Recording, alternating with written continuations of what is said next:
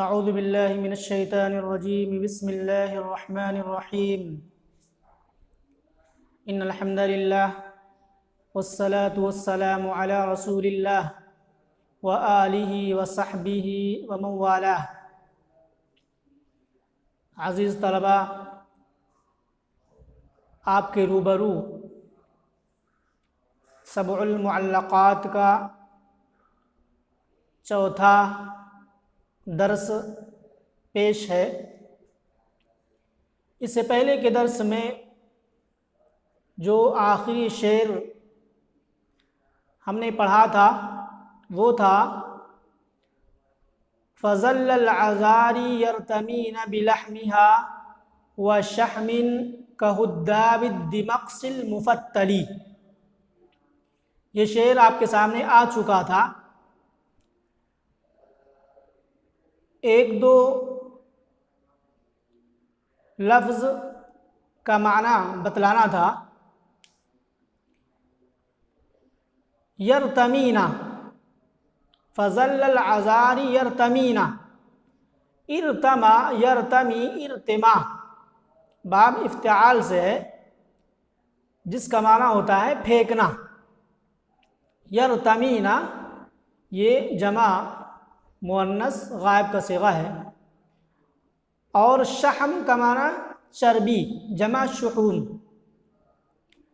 اور ہداب، ہداب یہ ہدبتن کی جمع ہے، ہدبتن کی جمع ہداب، جس کا معنی ہوتا ہے چھور، جھالر۔ دمقس، الدمقس کا معنی سفید ریشم، سفید ریشم، اور المفتل کا معنی فتل یفتل، تفتیل سے یہ اسم مفعول کا صیغہ ہے، جس کا معنی ہوتا ہے بٹا ہوا، بٹا ہوا۔ تو یہ الفاظ اس شعر میں رہ گئے تھے اور ان کا مفہوم اور معنی نہیں بتلایا تھا۔ آئیے اب اگلا شعر دیکھتے ہیں۔ شاعر نے کہا وَيَوْمَ دَخَلْتُ الْخِدْرَ خِدْرَ عُنَيْزَةٍ فَقَالَتْ لَكَ الْوَيْلَاتُ إِنَّكَ مُرْجِلِي۔ وَيَوْمَ دَخَلْتُ الْخِدْرَ،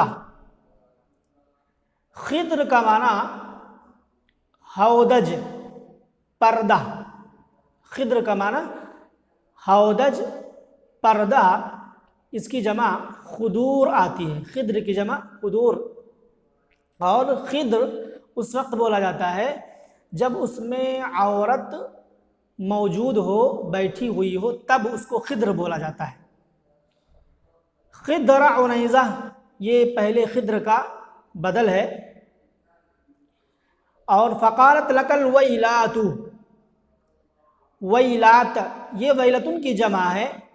یہ لفظ بد دعا کے لیے بولا جاتا ہے، یعنی ویل ہو، ہلاکت ہو، بربادی ہو، تو یہ بد دعا کے لیے بولا جاتا ہے۔ ویلتن کی جمع ہے ویلات۔ انک مرجلی، ارجل یرجل، ارجال سے مرجل، یہاں پر زبر لگا ہوا ہے، مرجل، مرجلی لکھا ہوا ہے، مرجلی ہونا چاہیے فاعل کا صیغہ۔ مرجل، ارجلا سے اس میں فاعل کا صیغہ، جس کا معنی پیدل چلانے والا، پیدل چلانے والا یہ معنی ہوتا ہے۔ تو شعر کا اعراب دیکھیں وَيَوْمَ دَخَلْتُ الْخِدْرَ خِدْرَ عُنَيْزَةٍ فَقَالَتْ لَكَ الْوَيْلَاتُ إِنَّكَ مُرْجِلِي۔ اس سے پہلے کہ اشعار کو اور ان کے مفہوم کو ذہن میں رکھیں، تب یہ شعر آپ کو سمجھ میں آئے گا۔ تو اس سے پہلے یہ بات بتلائی گئی تھی کہ امرؤ القیس نے دار جلجل میں موجود لڑکیوں کے لیے اپنی سواری کو ذبح کر دیا۔ جب سواری ذبح کر دی، گوشت وغیرہ کھا کر کے سب ختم کر دیا گیا، اور جب کوچ کرنے کی باری آئی تو امرؤ القیس کے پاس کوئی سواری نہیں تھی، تو اس کی محبوبہ عنیزہ نے اس کے کجاوے کو اپنے اونٹ کے اوپر لگا لیا اور اپنے ساتھ سفر کرانے کے لیے، لے کر جانے کے لیے تیار ہو گئی۔ تو اب امرؤ القیس عنیزہ کے اونٹ پر سوار ہو گیا۔ تو جب سوار ہو گیا تو اس کی محبوبہ عنیزہ اس سے کیا کہتی ہے؟ سوار ہو گیا اور پھر اس کے ہودج کے اندر آ گیا، اس حصے میں آ گیا جہاں پر عورت سوار ہوتی ہے، اس کے پاس جب پہنچ گیا تو اس کی محبوبہ عنیزہ نے کیا کہا؟ یہ بات اس شعر کے اندر بتلائی گئی ہے۔ وَيَوْمَ دَخَلْتُ الْخِدْرَ خِدْرَ عُنَيْزَةٍ، تو ویوما اس کا عطف اس سے پہلے والے ویوما پر ہے، تو اس سے پہلے فعل محذوف مانیں گے۔ کیا مطلب ہوگا؟ لا انسا یوما، اور میں بھلا نہیں سکتا اس دن کو، یا وہ دن بھی بہت ہی قابل ذکر ہے۔ وَيَوْمَ دَخَلْتُ الْخِدْرَ خِدْرَ عُنَيْزَةٍ، اور وہ دن جس دن میں عنیزہ کے ہودج میں داخل ہو گیا۔ فقالت، تو اس نے کہا، تیرے لیے ویل ہو، انک مرجلی، تو مجھے پیدل چلا دے گا۔ یہ شعر کا ترجمہ ہوا۔ تو یوما منصوب کیوں ہے؟ اس لیے کہ اس سے پہلے فعل محذوف ہے، لا انسا یوما یا اذکر یوما، تو پھر مفعول بھی ہو جائے گا۔ دخلت الخدرہ، خدرہ یہ کیا ہے؟ مفعول فی ہے، دخلت فعل انا کی ضمیر فاعل اور خدرہ مفعول فی ہے، اور پھر یہ مبدل منہ ہے، اور خدرہ عنیزۃ یہ بدل ہے۔ بدل مبدل منہ کا اعراب یکساں ہوتا ہے، اس لیے دونوں کا اعراب ایک آیا، خدرہ خدرہ عنیزۃ۔ فقالت، قالت کی فاعل کون ہے؟ وہی عنیزہ ہے، یہ ضمیر لوٹ رہی ہے۔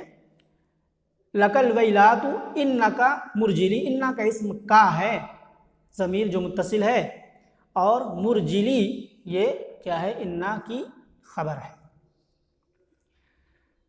تو شاعر نے کہا کہ وہ دن بھی بہت ہی قابل ذکر ہے، اس دن کو بھی میں بھلا نہیں سکتا جس دن میں عنیزہ کے ہودج میں داخل ہو گیا۔ جب داخل ہو گیا تو اس نے کیا کہا؟ تیرے لیے بربادی ہو، ایسا لگتا ہے کہ تو مجھے پیدل چلا دے گا۔ کیوں؟ اس لیے کہ جب وہ عنیزہ کے ہودج میں داخل ہو گیا تو پھر وزن زیادہ ہو جانے کی وجہ سے اس کا ہودج ڈاماڈول ہونے لگا، ادھر ادھر حرکت کرنے لگا، جس کی وجہ سے اونٹ کی پیٹھ پر خراش آنے لگے، اس کی پیٹھ کٹنے لگی۔ تو اس نے کیا کہا؟ ایسا لگتا ہے کہ تو اونٹ کو زخمی کر دے گا اور ابھی دونوں کو پیدل چلنا پڑے گا، لگتا ہے تو پیدل چلانے والا ہے۔ یہ مفہوم ہوا۔ اس کے بعد کہا، تقول وقد مال الغبیت بنا معا عقرت بعیری یمرأ القیس فانزلی۔ تقول وہ کہہ رہی تھی، مونس کا صیغہ ہے، اور غبیت کا معنی ہودج، غبیت کا معنی بھی ہودج یا وہ کجاوا جس پر ہودج باندھا جائے۔ رحل یشد علیہ الہودج فترکبہ النساء، تو اس کو غبیت کہتے ہیں، وہ کجاوا جس پر ہودج باندھا جائے، ہودج، اور اس کی جمع غبط آتی ہے، غبیت کی جمع غبط۔ اور با جو یہاں پر ہے، الغبیت بنا، با یہ تعدیہ کے لیے یعنی متعدی کا مفہوم پیدا کر رہا ہے۔ عقرتا، عقر یعقر اس سے پہلے آ چکا ہے، جس کے معنی زخمی کرنا، اور بعیر کے معنی اونٹ، جمع بعران۔ یا امرأ القیس، یا حرف ندا ہے، اور منادہ مضاف اس لیے منصوب ہے امرأ القیسی. فانزلی نزل ينزل کو معنی اتر جانا، اترنا. تقول وقد مال الغبیت بنا معا عقرت بعیری امرأ القیس فانزلی. وہ کہہ رہی تھی، تقول وہ کہہ رہی تھی، کیا کہہ رہی تھی؟ وہ کہہ رہی تھی اس حال میں کی واو حالیہ ہے. تو تقولو میں جو ہیا ضمیر پوشیدہ ہے وہ ذوالحال اور واو حالیہ، اس کے بعد والا جملہ حال. وہ کہہ رہی تھی اس حال میں کی ہودج ہمیں لے کر کے مائل ہو رہا تھا. اس حال میں کی ہودج ہمیں لے کر کے، ہم دونوں کو لے کر کے مائل ہو رہا تھا. اس حالت میں وہ کہہ رہی تھی، کیا کہہ رہی تھی؟ قول کا مقولہ آ رہا ہے. عقرت بعیری، تو نے میرے اونٹ کو زخمی کر دیا، اے امرؤ القیس لہذا اتر جا. کہہ رہی تھی اس حال میں کہ ہودج دونوں کو لے کر کے مائل ہو رہا تھا. کیا کہہ رہی تھی؟ کہ اے امرؤ القیس اتر جا، تو نے میرے اونٹ کو زخمی کر دیا. تو تقولو فعل ہے اور یا کی ضمیر فاعل ہے ذوالحال اور واو حالیہ ہے. اس کے بعد والا جملہ حال بنے گا. مالا فعل ہے اور اس کے بعد غبیتو فاعل ہے اور بنا یہ جار مجرور مالا کے متعلق ہوگا. اور قول کا مقولہ حالت نصب میں عقرت بعیری، عقرتا فعل، انتا کی ضمیر فاعل اور بعیری مضاف مضاف الیہ مل کر کے عقرتا کا مفعول بھی. تو یہ پورا جملہ حالت نصب میں ہوگا. قول کا مقولہ یمرا القیس یا حرف ندا ہے اور اس کے بعد منادہ مضاف ہے جیسا کہ بتلایا.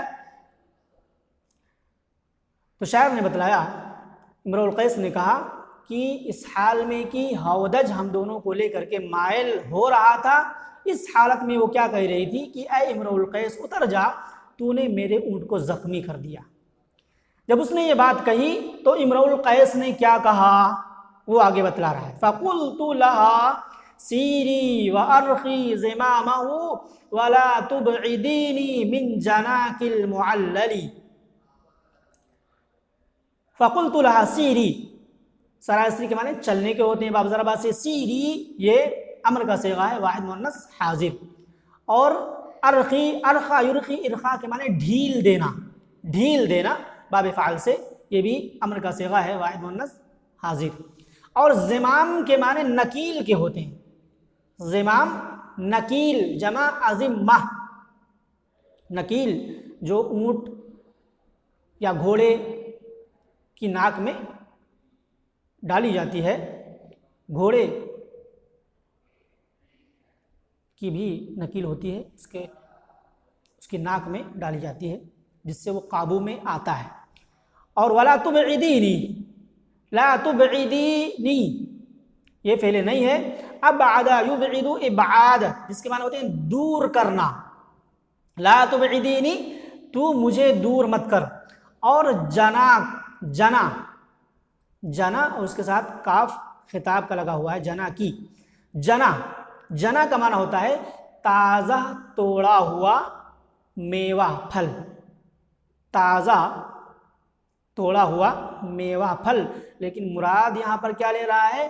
محبوبہ کا بدن. اور المعلل، المعلل کا معنی دوبارہ پانی پلایا ہوا، یعنی جس کو دو بار سینچا گیا ہو، پانی پلایا گیا ہو، اس کو معلل بولتے ہیں. لیکن مراد یہاں پر کیا ہے؟ رس بھرا ہوا، رس بھرا ہوا. معلل یہ اسم مفعول ہے باب تفعیل سے. کیا ترجمہ ہوگا؟ امرؤ القیس کہتا ہے کہ میں نے کہا، جب اس نے یہ بات کہی تو میں نے کیا کہا؟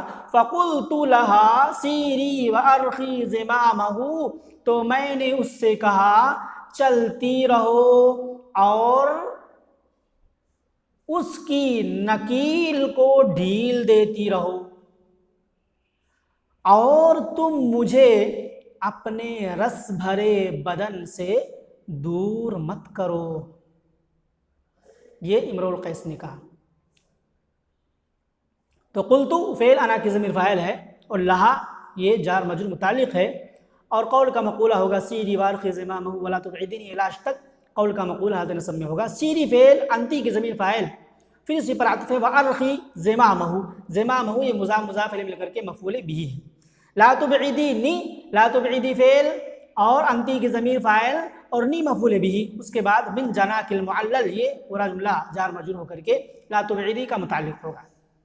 تو شاعر نے کہا، امرؤ القیس نے کہا کہ جب اس نے کہا کہ اے امرؤ القیس اتر جا تو میرے اونٹ کو بھی زخمی کر دے گا، دونوں کو پیدل چلنا پڑے گا. تو امرؤ القیس کہتا ہے میں نے کہا کہ چلتی رہو اور اونٹ کی نکیل کو کیا کرو، ڈھیل دیتی رہو، اور تم مجھے اپنے رس بھرے بدن سے دور مت کرو. اس کے بعد جب امرؤ القیس نے دیکھا کہ یہ مجھے اپنے سے دور کرنا چاہتی ہے، ذرا ناز و نخرے دکھا رہی ہے اور اپنے پاس نہیں آنے دے رہی ہے، تو اس نے کیا کہا، اس نے کہا فَمِثْلُكِ حُبْلَى قَدْ تَرَقْتُ وَمُرْزِعٍ فَأَلْهَيْتُهَا عَنْ ذِي تَمَائِمَ مُحْوِلِي. مثلُكِ کاف پر کسرہ ہونا چاہیے لیکن یہاں فتح لکھا ہوا ہے، وہ غلط ہے. تو فا کے بعد ربا پوشیدہ ہے، فا کے بعد ربا پوشیدہ ہے اور حبلہ سے پہلے امرأتن پوشیدہ ہے.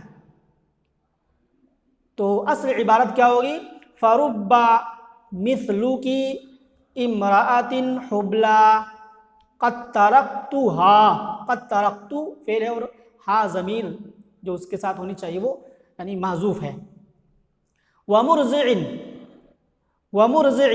فَأَلْهَيْتُهَا عَنْ ذِي تَمَائِمَ، عن ذی تمائمہ، عن طفل ذی تمائمہ. طفل موصوف کی صفت کو ذکر کیا گیا ہے اور موصوف کو یہاں پر حذف کر دیا گیا ہے.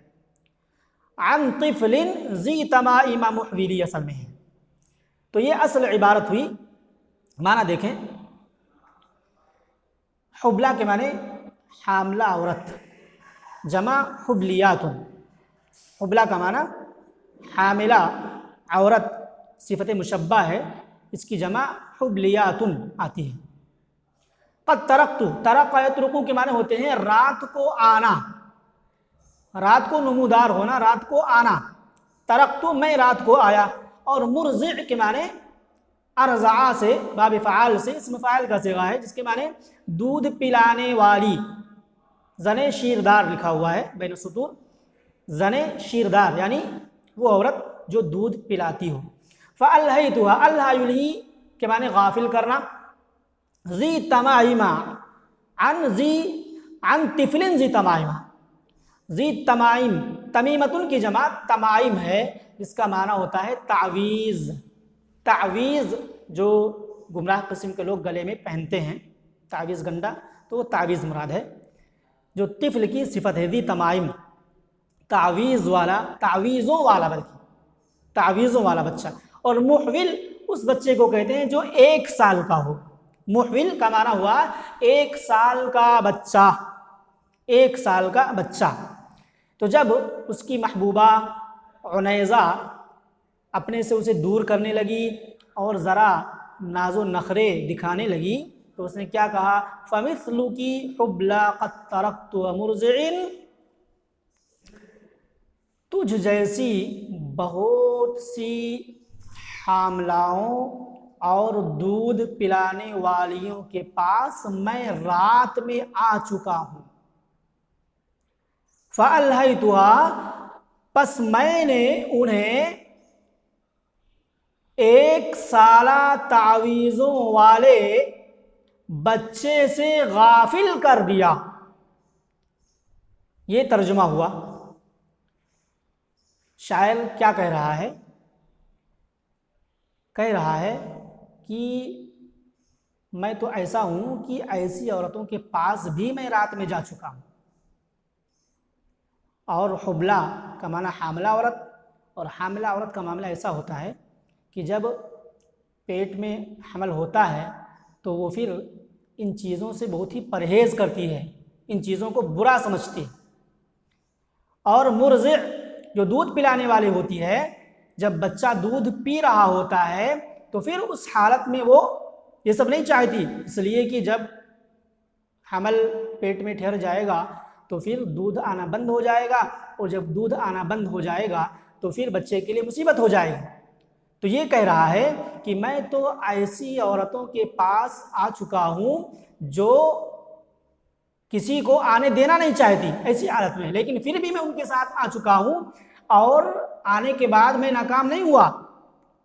فَأَلْهَيْتُهَا، میں نے ان کو غافل کر دیا، عَنْ ذِي تَمَائِمَ مُحْوِلِ، ایسے بچے سے جو تعویذوں والا تھا، جس کے گلے میں ایک تعویذ نہیں کئی تعویذیں لٹک رہی تھی، یعنی بہت ہی پیارا بچہ تھا اور وہ بہت چھوٹا تھا، 1 سال کا، 1 سال کے تعویذوں والے بچے سے میں نے انہیں غافل کر دیا۔ وہ عورتیں جو کسی کو چاہتی نہیں، جب میں ان کے پاس آیا تو انہوں نے مجھے جگہ دی اور اپنے پیارے بچے سے غافل ہو گئی۔ میں تو ایسا شخص ہوں، اتنا بڑا ماہر ہوں، اور تو مجھے دور کرنے کی بات کر رہی ہے، اور تو مجھے دور کرنے کی بات کر رہی ہے۔ ایک بات اور اس کے بعد کہا امرؤ القیس نے، اذا ما بکا من خلفها انصرفت له بشق وتحتی شقها لم تحولی۔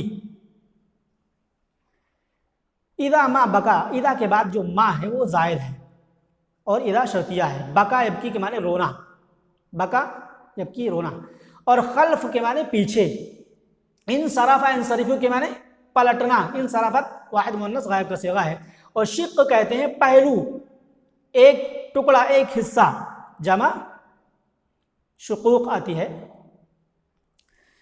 اور وتحتی شقها لم تحولی، حولا یحولی کے معنی پھیرنا، لم تحولی اس نے پھیرا نہیں۔ کہا کہ میں تو اتنا ماہر ہوں عشق اور معاشقہ میں اور عورتوں کے ساتھ زندگی گزارنے میں کہ میں جب ان عورتوں کے پاس یعنی حبلہ اور مرضعہ کے پاس آیا تو ان کے بچے سے، اس پیارے بچے سے جس کے گلے میں تعویذیں لٹک رہی تھی، اس بچے سے انہیں غافل کر دیا۔ اس طریقے سے غافل کر دیا کہ جب ان کے پیچھے سے بچہ روتا تو وہ اس بچے کے لیے ایک پہلو کو موڑ دیتی اور اس کا دوسرا پہلو میرے نیچے ہوتا تھا، لم تحولی اسے پھیرتی نہیں تھی۔ جب بچہ پیچھے سے روتا تو اس کے لیے اپنے پہلو کو موڑ دیتی اور دوسرا پہلو میرے نیچے ہی ہوتا، اسے نہیں موڑتی تھی۔ اس قدر میں نے انہیں بچے سے غافل کر دیا، میں تو ایسا ماہر شخص ہوں۔ مفہوم آپ زیادہ سمجھتے ہیں، بہت زیادہ مفہوم بتلانے کی ضرورت نہیں ہے۔ تو اذا ما بکا من خلفیہ، یہ ما بکا من خلفیہ پورا جملہ کیا ہے؟ شرط ہے، اور انصرفت لہو یہ اس کی جزا ہے، شرط کی جزا، شرط جزا میں کوئی جملہ شرط جزائیہ، اور بشق یہ انصرفت کے متعلق ہے، لہو بھی اور بشق بھی، اور واو حالیہ ہے۔ تحتی شقها، تحتی شقها، تحتی شقها، شقها تحتی، یہ پورا جملہ حال واقع ہوگا۔ تو کہا کہ میں عشق و معاشقہ میں عورتوں کے ساتھ رنگ رلیاں منانے میں تو اتنا ماہر شخص ہوں کہ مجھ جیسا ماہر کوئی گزرا نہیں ہوگا۔ تو یہ کتنے اشعار آپ کے سامنے آئے؟ 1 2 3 4 5 اشعار آج کے درس میں آپ کے سامنے پیش کیے گئے۔ آپ اسے سمجھنے کی کوشش کریں، مفہوم پر بہت زیادہ جانے کی ضرورت نہیں ہے، ہم اسے عربی ادب کے طور پر پڑھ رہے ہیں، لہٰذا جو ہمارے مطلب کی چیزیں ہیں وہ چیزیں ہم اس سے لیں گے، اور جو ہمارے ایمان اور عقیدے کے خلاف ہیں یا ادب کے خلاف ہیں ہم اس مفہوم کو لینے کی کوشش نہیں کریں گے۔ لہٰذا آپ اس سے فائدہ اٹھائیں اور الفاظ اور معانی کو اچھے سے یاد کریں اور ترکیب کو سمجھیں اور کون سا جملہ کس حالت میں ہے خاص طور سے یہ جاننے کی کوشش کریں۔ ھذا وباللہ التوفیق۔ والسلام علیکم ورحمۃ اللہ وبرکاتہ۔